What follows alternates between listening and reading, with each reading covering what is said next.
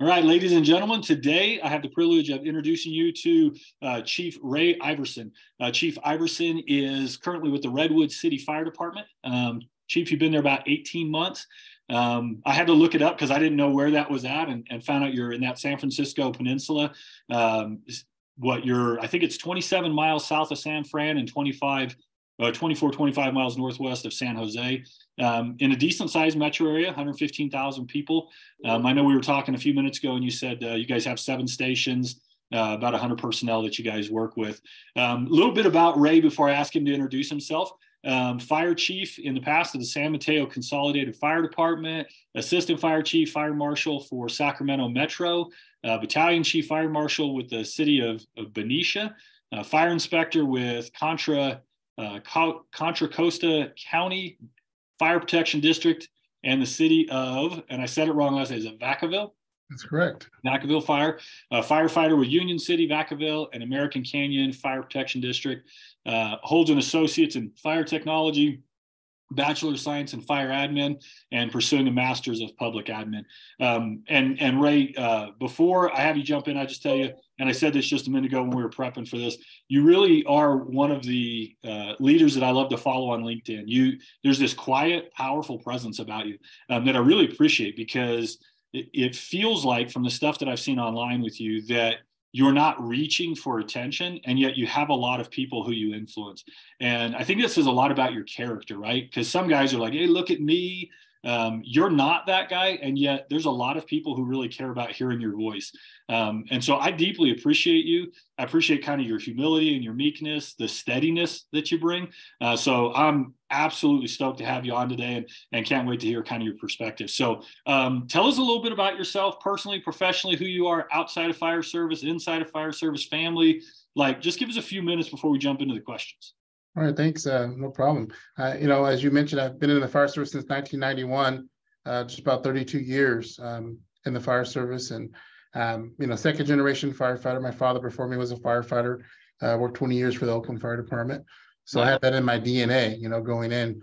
As I graduated from high school, I knew exactly what I wanted to do. I wanted to be a firefighter and wanted to follow my father's footsteps, but also wanted to serve the community and, give back and be a part of something bigger than myself. So I got into firefighting at an early age, put myself through college, to fire academies, and started a career in the fire service, and worked there with different agencies, as you mentioned, over the last 32 years. I have a family, obviously. My wife I live with here in San Mateo, not too far from where I work in Redwood City. We lived together there for 7 years in the peninsula. How long have you guys been married, Ray? We've been married just only on 3 years now. There's 3 years. So awesome. Relatively newlywed. So that's been going on. We get involved in a lot of different extra activities. That's not just the fire department, and I'm really involved in my community. I'm part of a Rotary Club here locally in the peninsula. I am also, serve on the board for the San Mateo Historical Society. I work a president of a nonprofit foundation, International Fire Service Foundation, which I do a lot of time in giving back and helping my communities be resilient and be strong. And those are some of the things about me. I'm an avid fisherman. I have a fishing boat, and I like to go fishing on my days off. I enjoy restoring classic cars. What's your favorite car? Any car you could have, what's your favorite car? I have a 1970 Mustang. Okay. So it's pretty up there on my favorite car list. And also have a Dodge Power Wagon truck, 4-wheel drive. So those are two of my favorite cars. They're a little different. I'm a Ford guy and a Dodge guy. I like Mustangs. I like big trucks. I love it, man. Cool. Well, tell me a couple things that you've learned through fire service about life, about leadership, what are a couple of the big lessons that stand out to you? Well, lessons learned from me in the last 2 or 3 decades have been, always exercise patience and learn to adapt. One of the things that I've learned as a career, as a leader, as a person who watched others lead, I always look at some of the positive traits I can take and lessons learned from those that came before me. Not to be assuming, not to assume certain things, but also really evaluate and trust and verify. I think those are some of the lessons I've been taught through trial and error, good and bad. making mistakes and falling down and picking yourself back up, but Yeah. always moving forward, always being positive, always looking at the opportunity for improvement. Yeah. Well, there's two things you said there that really stand out to me. One is adaptability, and I'd love to hear, why you see that as so valuable. But the other one is you really are in the couple encounters I've had with you. You really keep it very positive, right? And you do see some people as they kind of go up in command staff in fire and law enforcement, EMS. There's a bitterness that comes in. So I'd be curious both the adaptability thing and what have you done to kind of protect that? Hey, man, I'm going to enjoy life as you've risen up. So maybe talk to each of those however you want to. Sure. I always tell people when I talk to my staff and my direct reports and even outsiders who look in the fire service from the outside in, I tell them we don't have any problems in the fire service. We just have opportunities for improvement. We look at it that way with a positive perspective, and things aren't great. We don't have rose-colored glasses or lenses. We do have issues and challenges we have with any profession. Right. But with my mindset, always been solution oriented. Identifying a problem or issue and find a solution. And it's really about being flexible, being adaptable, being a collaborator, not attacking individuals or personalities. It's really about tackling the challenges and taking the personality and personal aspects aside and really working with people to make things happen. And I love that what you're saying, Ray, because one of the things I have realized is when a leadership culture goes from we tackle problems, not people, it dynamically changes everything. When it's kind of that, like, I got to step on you to get up, right? I got to find who to tear down. It never works. But when you do go to that, hey, we're going to have a really hard conversation, but it's about solving a problem. It's not about going after a person. Man, it's incredible the way that culture changes. Yeah. I like to give people the benefit of the doubt. We just had an all officers meeting 2 days ago. And one of the things I've talked to my captains and officers, and I start off with, we're all here to make a positive change, to make the organization better than when we found it. And I don't think there's anyone who has ill intent. We give them the benefit of doubt and let them know, hey, we're all here to make a good opportunity to make things better than they were. Yeah, no, I love it. So tell me a couple places you think the fire service is excelling. Where do you feel like as a whole, you guys are like, man, we're really doing well here? Well, I think, I've been in the fire service 3 decades now. I've seen the change and transition from being traditional to being that's the way we've always done it, because that's the way it's always been done, to looking at new flexible ways of doing things. I see more and more every day. That really is encouraging for me to see the fire service is becoming more flexible, looking at technology, implementing the new changes, and really researching and developing these changes and not being so hard, fast, and one way of doing things. So I think the adaptability of the fire service has changed tremendously over the last 30 years. And I think it's only going to get better from here as we look at EV technology and battery operated technology and everything's wireless. When you guys, Ray, you guys are pretty unique as a fire service because you guys have land, you have water, you guys have a lot that you deal with, right? You're not just, not that others don't, but I guess I'm saying you have to be kind of an expert on multiple platforms, right? Yeah, we have a very unique situation in the San Francisco Peninsula. We have wildland interface with the hills and the corridor, the watershed. We have a bayside area with water rescue situations. We have a municipal airport. We have major highways and state highways and interchanges running through our jurisdiction, hazardous materials transportation, a lot of different threats, a lot of different opportunities to practice our skills. And it takes us to learn a lot about a lot of things. Yeah. And when I was reading about your guys' department, I thought that's a unique challenge that you face as a chief is, you really do have to, because you're not 50 stations. You're going, hey, we got 7 stations, which a lot of municipalities, that's like, okay, that's kind of normal. But then you're talking about, hey, wildland, you're talking about the water, you're talking about the highways, you're talking about the residents. When I was reading about your guys' situation, I was like, man, you really do have to be kind of a jack of all trades in the fire service for that specific area that you serve in. I'm fortunate, Michael, to be a part of this organization, not just with the Redwood City Fire Department, but within the San Mateo County region. We have zero boundaries. Closest unit response. We have different departments have different specialties, heavy rescue, water rescue. We all work together on a daily basis, and with zero boundaries, with closest unit responses, we rely on each other. And we're really one big county department, even though we're separate entities and cities. So that's how do you guys foster that, right? Because my experience in EMS is sometimes very territorial, and kind of like, that's the line and you don't cross it and this is mine. How have you guys done that? Because that's a brilliant way of doing, EMS. Yeah, it happened long before I got here. About in 1998, all the fire chiefs got together and decided to do a joint mutual automatic aid agreement. And Okay. it's been in place ever since. We have one dispatch center. We have For all the different departments? All within the county. That's awesome. Yeah, we have policies that all the county chiefs agree on. If we don't all agree, we don't do it. And that is a mindset that I found over my career is unheard of in most areas, as you mentioned. Yeah. Fortunate to be a part of a program here that we have that in place. So let me ask you this: I think it's a brilliant idea. This is the first time I've ever heard of that across the country. If a region, if an area, if a county was like, hey, we want to lean into that, how would you tell them to start? Where would you go? Hey, is it contact you guys and see what you're doing? I mean, how would you tell someone to make that pivot from we all fight over county and city and all that nonsense to no, we have one dispatch center, we have one county. Where would they begin? I think it's really a matter of wherever, let it become organic. And it starts with the leadership, usually the fire chiefs. And really in this county, it's really a mindset from the county manager, and every city council has worked lockstep, and we recognize we were independent and codependent upon each other.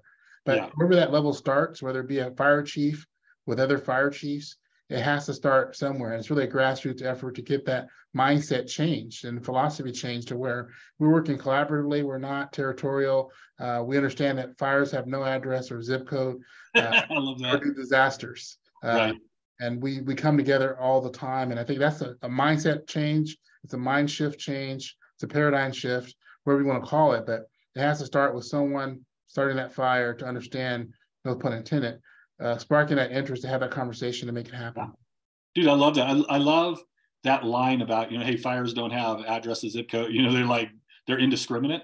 I think it's a great way of seeing it. And then going, if they're indiscriminate, then we have to collaborate a whole lot more than we have in the past. That's great. How about areas that you see in the fire service that you'd love to see growth or change in? That as a whole, you go, man, I'd love to see some of these change. Well, I think it's really about, for me personally, I think it's about where we can do to help our members. Personally help them with mental behavioral health challenges they've all experienced. And coming out of the COVID-19 period, the last 2-3 years, it took a big toll on people's mental and physical health and psyche. I think even before that, we didn't know.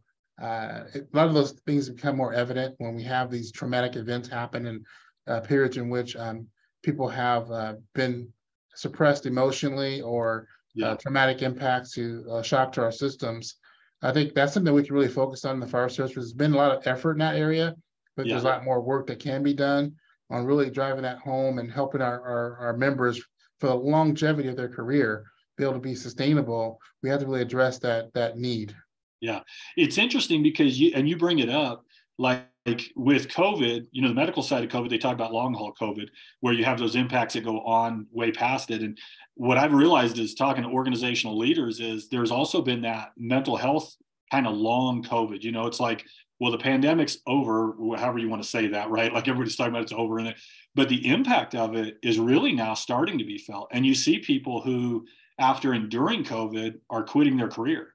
They held on through kind of COVID, and now they're just exhausted. And so I think it's an interesting idea that, it's not just in the moments of trauma and pandemic that we have to deal with it, but a lot of times it's those after effects that are 18 months later, 2 years later, where people are just exhausted and where things have been exposed through the process, mental health wise, that now it's like, okay, what do I do with this? Now it's out in the open.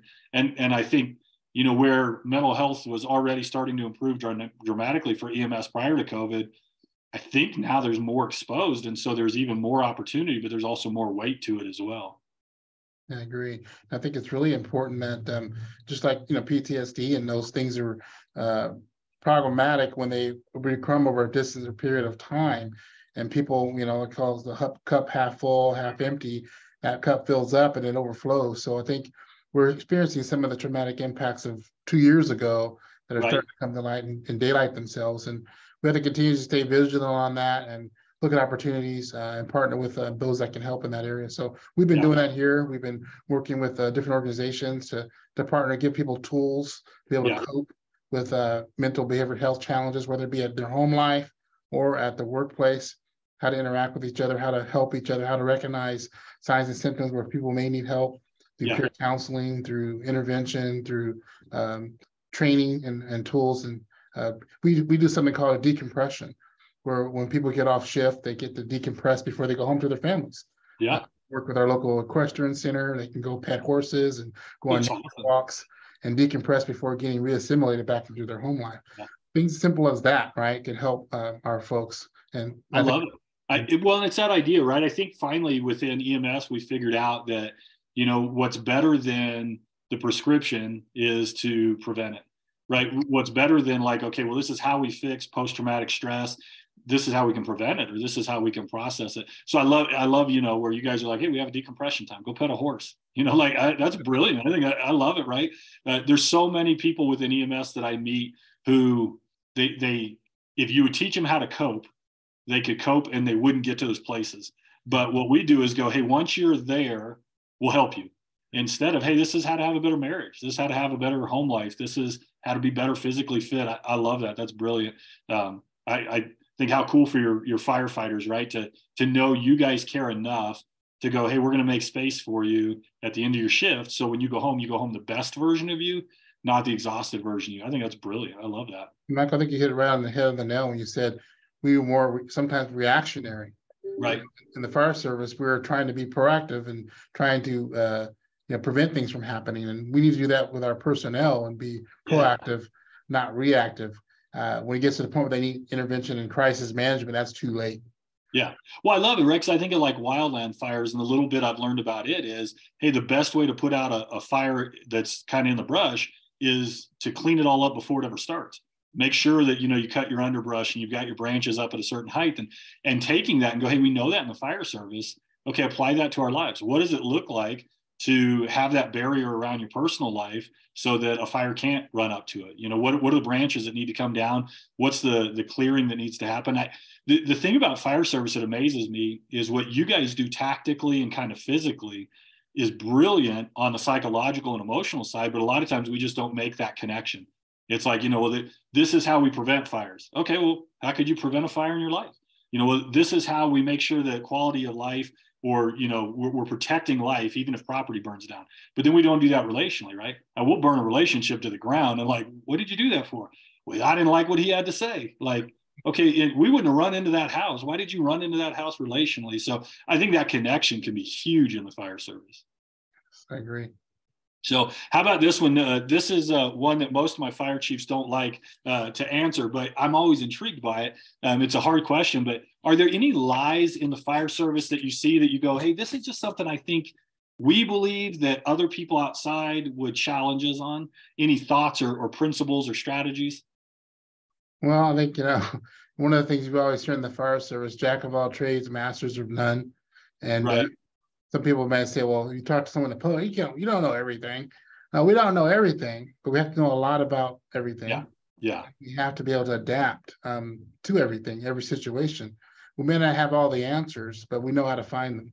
And an example of that, I was a new firefighter and we had a fire burn in the warehouse, and my captain looks at me, hey, I need you to jump in that forklift and move that pile of stock out of the way so it doesn't burn. I've never driven a forklift before. That's awesome. Sure enough, I got in there and figured it out and pulled that forklift and moved that pile. But I think that's something that I don't know if it's a lie or truth, but tell me a lie, I'll tell you two truths. But it's one of the things that we live by that, and we exemplify that, and it's hard for people to fathom, right? That's how we do in the fire service, and we don't have the opportunity to not show up. We have to show up. We have to make a difference and impact. And usually we like to make it better than when we found it, and a positive impact. So I think that's something that the fire service has been saying for many, many generations. And that's something that we need to make that lie our truth. Yeah, I love it. How about, so what I want to do too is I want to make sure hit on some personal stuff, and then I want to talk to you about kind of the chief role for people who either don't understand it or who are aspiring to move into the command staff. But first on the personal stuff, like what has been some of the most challenging for you through your 30-year career? And even I'd really be interested too, you were the son of a firefighter. So what were those challenges? Because we don't oftentimes get second generation fire where we can go, hey, what was it like growing up? What did you need? What did you appreciate? And what were some of the big challenges for you so far? That's a great question, Michael. One of the biggest challenges for me growing up, going back that far, is my father was a firefighter. So if I wanted my bicycle or my big wheel put together, I usually would go to the fire station and have him put it together there. Yeah. Work, 24-hour shifts. And I remember as a kid going to visit my dad on the job in the firehouse and become part of that extended family. So as a challenge, but also an opportunity. As I mentioned earlier, there's no problems or issues, just opportunities. Well, I love that your dad made accessible space for you. That's huge, man. That's awesome. Yeah. So that was really, knowing that sometimes your parent won't be there, and because of their commitment to their job and dedication to their job. And I remember being a kid with, at school, and the only person that my dad wasn't there because he was on a fire somewhere, right? And doing something, saving lives and property and doing his job. So, but it takes a little bit to understand that. And when I look back, I said, now I get it. Yeah. But you're a kid, you may not understand that. So that's some challenges that you experience and being a son of a firefighter, right? Yeah. For me, challenges in the role. There's like you said, like I said earlier, there's opportunities that we don't get to be at every birthday party or every event that people may be able to have the luxury to go to sometimes, because things happen. In my first marriage, I was a brand new firefighter, and I missed my bachelor party. So we had a 3-alarm fire, and I wasn't able to go because I had to go to the fire, and it was a surprise bachelor party, so I missed it. But those are opportunities or challenges, I think, personally, that we experience in the fire service, sacrifice that we have to make. And excuse me, yeah, you're okay. So those are some of the sacrifices we have to make and challenges we face personally in the fire service.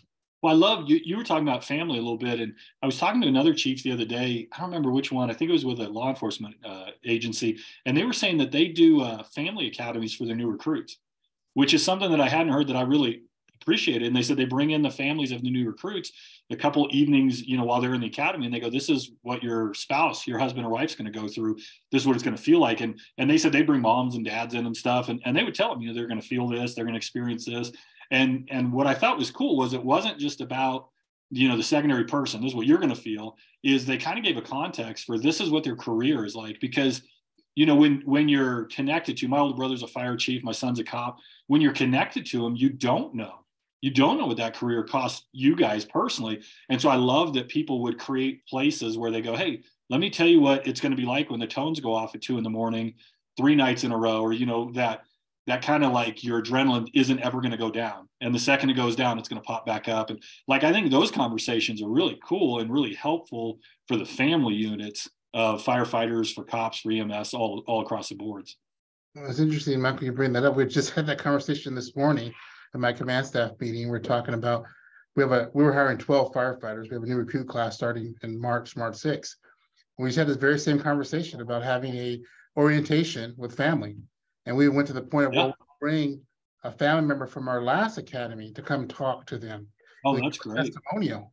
This is what I had to experience. This is what you can expect with your son or daughter going through the fire academy and to be into the fire service. So that's a great way to segue, introducing people to what they're looking forward to being a part of and what those expectations are for the families to support them. If we look at a firefighter, they're more than just a firefighter. Yeah. There's a husband, a daughter, a wife. Their family, and they need that support, support mechanism to support them to be successful. So I really like that point you brought out, and it's really timely. Yeah, no, that's awesome, man. I love it. So what about fostering relationships outside of the fire service? Because, you and I were talking a little bit earlier, and you're like, hey, yeah, I'm a fire chief and I love my fire stuff, but I've got these other things I care about. We talk a lot about within the people that I visit with, closed circuit living and open circuit living. And closed circuit is everyone I love, know, and trust is a firefighter, is a cop, is an EMT, is a doctor, is a combat vet. And opening that circuit is really healthy. What have you done to foster relationships beyond just the fire service? That's a great question too. I think we're really being accessible and looking at opportunities to expand your networks, your relationship. We can't just be so closed-minded or closed-centric to just what we do, profession. My profession doesn't define me. Right. It's part of who I am. It's a part of my being and my life support and my financial support and my career, but it's not define me. It's not who I am. How did you get there? I'm curious about that because you're unique in that. And I say that totally to your compliment is so many people in EMS, you know, they are their job. And the little bit we've encountered, I've never felt, I thought, man, there's so much more to Ray than just this. You're great at this, but there's so much more. That's pretty unique. How did that happen for you? Yeah. Before the fancy terms of work-life balance and things we hear about now, I mean, that's something that my father instilled in me when he was a firefighter. You know, you have to have family. Family is more important. Your family, your faith, and also has to be equally for those triad, right? It has to be equally important. You can't just dedicate all your assets and your resources to one aspect of your life. You have to be well-rounded. You have to be open and have relationships and friendships outside of the workplace. I mean, that is a recipe for disaster if you don't have those support networks. I'm able to talk to people and go on trips and vacations and different events with people who are not in the fire service and have those healthy dialogues and conversations and get different perspective, because I have friends who are executives with Google and LinkedIn and Facebook and Salesforce and all these major companies and corporations, because they're CEOs and you know in their own mind, and they're basically chief officers in the public sector and the private sector. So I think it's important to have those different perspectives on life in general, and not be so. I love that. And then some of your friends are fish, right? So that's the other way you go, is you go catch some of your fish friends. Yeah, I do. I love to go fishing, and that's a great opportunity to meet people and talk to people and open your networks as well, and not to be closed-minded or self-centered to one aspect of your life. Yeah. So I'll ask this, and then we'll jump into the chief role question. What role has faith, if any, played in kind of your life and leadership? Like, that sometimes that's an uncomfortable question for people. It's not meant to be, but like, has faith played any role in your leadership and in your process? Yeah, I definitely do agree with that. And I think, early on in my career, some of my earlier mentors were, they believed in servant leadership. Yeah. And looking at that and Blanchard and a couple other authors who talked about servant leadership was really inspiring to me. And my early part of my career, I was involved with, Firefighters for Christ and being involved in those movements and activities and really understanding how faith plays a role in the fire service. And you look back in the history, the fire service is really faith-based. And it's really, I believe this personally, it's more of a calling than a career. We were called to serve and do what we do. It's not just a job. It's an ability to serve. It's ability to help others in our community and give back. And, and it's almost, you talk about faith and as a fire service, as a firefighter, and willing to help those we don't know. That's biblical, scriptural, right? We are giving our lives to help those we don't know. And I was talking to some police officers the other day, and they were asking me, they're like, so you do this chaplaincy thing, you ride with us? They're like, I don't get it. They're like, we're not like you, and they're like, we're not going to your church and all this stuff. And I'm like, no, look, I said, but there's this thing, right, where I look at Jesus and I go, somebody who's willing to live for the sake of others and die if necessary to kind of make peace. And I was like, man, firefighters, police, the combat vets, there's so many of those people who that's in them, that sacrificial, hey, for the sake of peace, this is what I would do to sacrifice myself. And I was like, so whether we're going to come to agreement on everything, I was like, there's still a part that just totally resonates with me. And so I love hearing that, right? Like that servant leader. Blanchard, great author. I mean, his fables and stuff are just brilliant, where you get in there and you're reading the story and you're like, yeah. And then you're like, oh crap, that's me, and then you're figuring it out afterwards. I had a police commander yesterday that I was meeting with. He recommended a book called The Anatomy of Peace by the Arbinger Institute. And what was really interesting about it, I don't know if he's a man of faith or not, but he at the bottom of it was this idea: you start with the value of humanity, the value of man. And so he's explaining this whole thing to me, and he's like, it's about being a man of peace. And I said, it's really interesting. I said, because from my faith, I said, this idea of being a man of peace is really critical. And I said, and it all starts with a term called Imago Dei, which means made in the image of God. And I said, so, like for me, I look at leadership from the bottom up and go, oh, it starts with the value of humanity. Only he's bringing that into law enforcement, going, hey, I don't know about the Imago Dei stuff, but I do know this: if my officers will see humanity in a transient, he's like, they'll treat him way differently than if they just see them as a transient.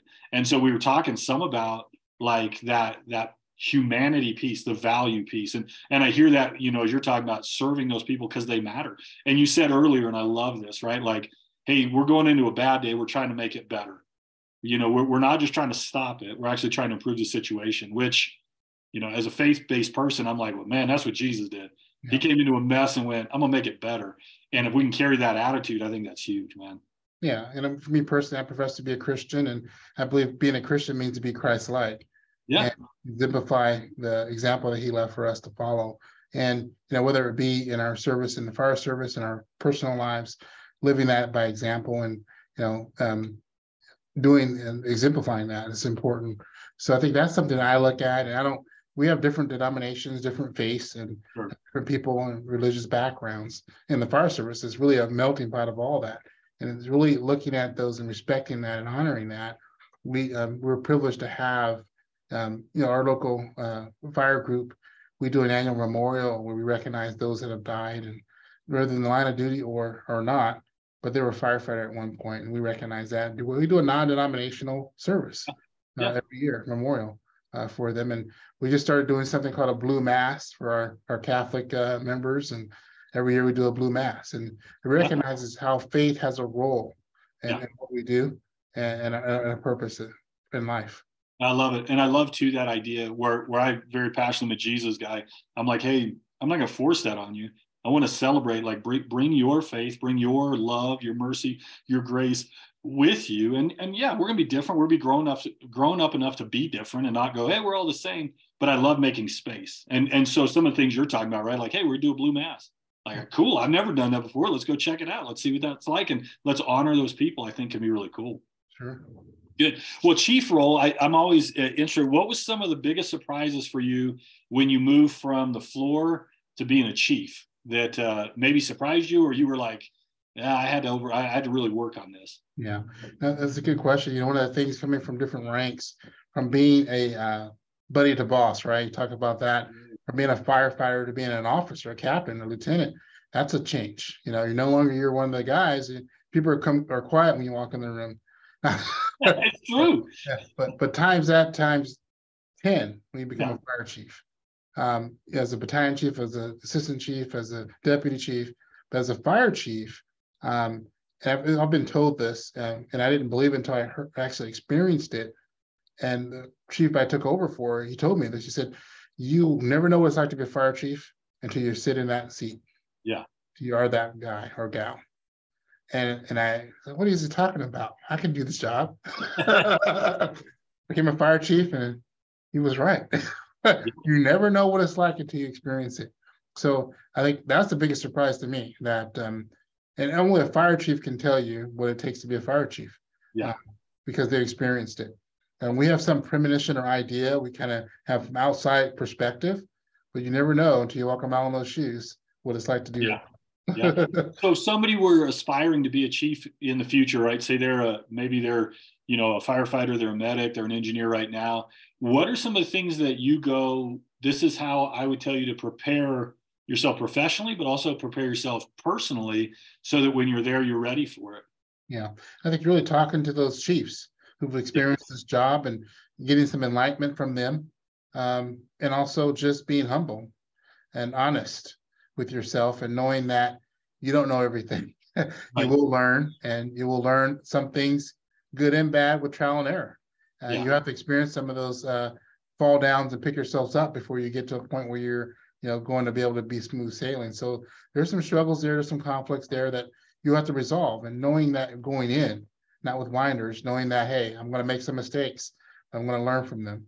I'm going to look at some of my mentors and establish yourself a large pool of mentors who are chiefs, and start working with those individuals so that you can pick up some of those traits that make them successful, because everyone has their tools, right, to help them navigate through some of those pitfalls they may encounter.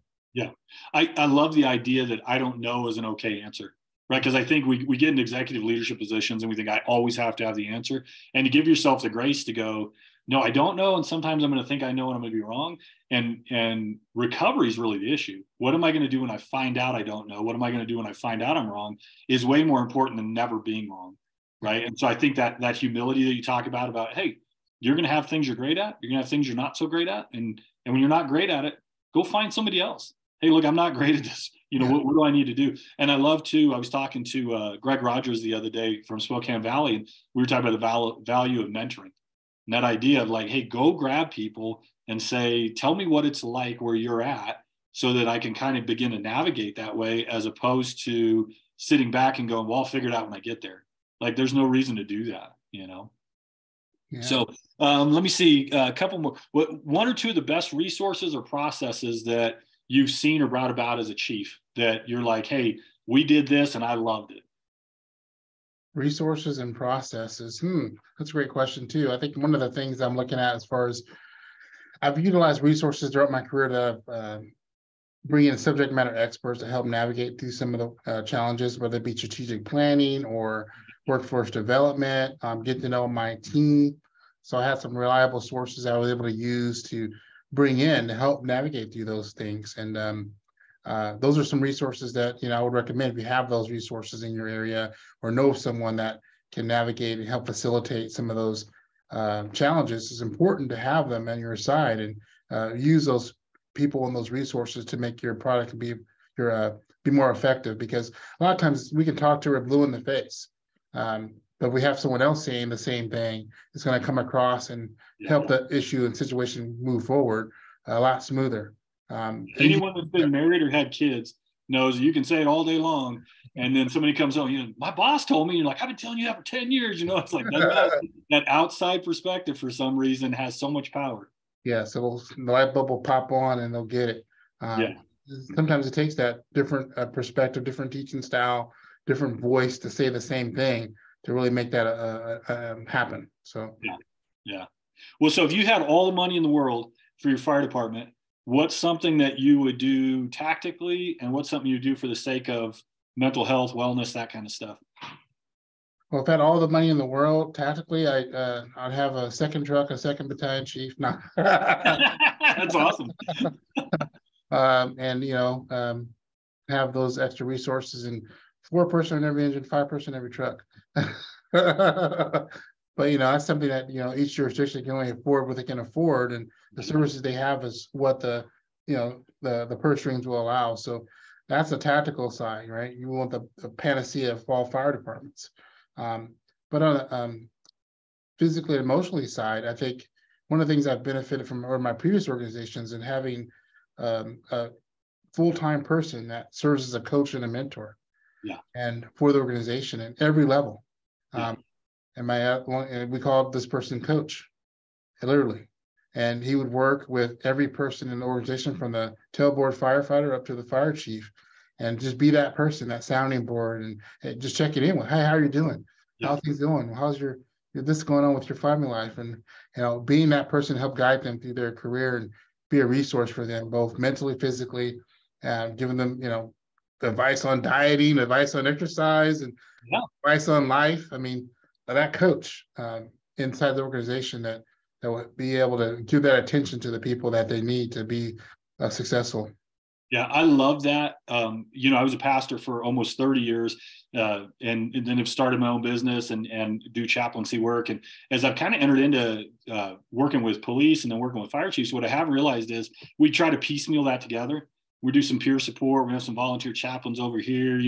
Our department's going to be connected to a psychologist, and I've been very curious if there's departments out there who are going, hey, we're hiring a coach who does all that, along with finances, along with relationship, along with career advancement. Because I do think, as I see it, I see that as a value position. Now, have you seen that in departments in the past, like a position like that? Yeah, we had one in Sac Metro. That's incredible. We had a person, we called him coach, and he was a mental, behavioral, physical health. And really cool. That's all he did. That was his job. He's coach. Yeah. That's super. I love that. What a cool idea. So let's do this to close. I could go on for hours talking to you, Ray. I love kind of your thought process and your presence, but if you could say anything to the world, and it doesn't matter, it could be fire related, it could not be fire related, it could be go your favorite sports team, or rainbow trout are the best fish ever. It doesn't matter. Like, you can say anything you want just want to give you a platform. What do you want to say to the world as we get ready to close? Well, I just say, one of the things that guiding principles about live my life by, and making good, sound decisions, and because our decisions affect us, not only us, our families, our work, our boss. Never do anything to embarrass yourself. Never do anything to embarrass your family. Never do anything to embarrass your boss. And make your decisions with sound, reasonable practices. What's good for me, what's good for the organization, what's good for the citizens. Mm-hmm. Having a sound methodology for things that you do. I think you'll be successful in life, and that's some of the guiding principles that help me be successful where I am today. And always, give back, and always help those that come after you, and make the job in your end a better place. That is my goal as a fire chief. That is my goal as a person, to make things better than when I found it, to help others succeed, help lift up people who need the help. Whether it be personally, professionally, spiritually, all those aspects. As a servant, that's my mindset, is to help others, help themselves, make good decisions that affect me, my family, my career, those around me. Those are some of the key successful things I've seen in my life, and just to be balanced and understanding that we are not superhumans. We have needs. We need to take time for ourselves to refresh. We need to take time for ourselves to revitalize our thinking, our education, our physical relaxation. Being well balanced is how we help others be successful, and by helping them, helping ourselves, help others. I love it, man. The most sustainable way to serve other people is to take good care of yourself. And that is so hard within fire service to get people to understand is, man, if you'll take care of you, you'll get to take care of a lot of people for a long time. If you don't take care of you, you shorten the length of that pretty dynamically. So, Ray, I appreciate the time with you, man. I've absolutely loved it. Just pray a blessing over your entire leadership and everything that you're doing out there. Hope that you and your wife are having a blast. I know we were talking about the weather that's been out there. Hopefully that's subsiding and you guys are able to kind of get back to some normalcy. And hope you get to go catch some big fish soon. Yeah, thank you. And we're looking forward to going out there now that the weather's passing. All right, sounds good, Ray. You take care, buddy. Michael, take care of yourself. Bye.